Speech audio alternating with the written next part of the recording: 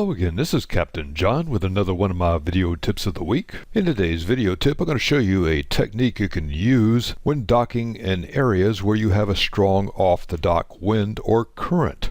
Here you can see the wind blows off the dock, and this will hold the boat too far off the pier to get on or off the boat or load provisions.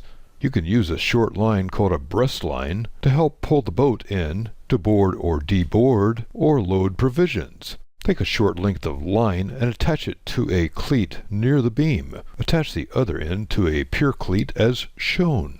Pull the boat to the dock with the breast line. Tie off the breast line and step ashore. Before you leave the boat, you want to make sure to move the breast line from the cleat on the pier to a forward or aft cleat along the pier. This will allow your boat to rise and fall with the tide without damage to fittings.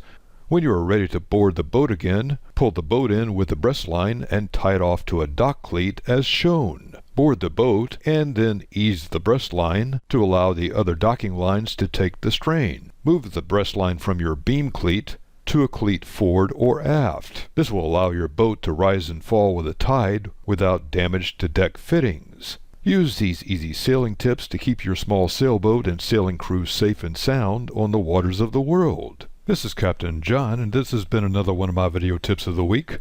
Find more sailing tips and techniques on www.skippertips.com.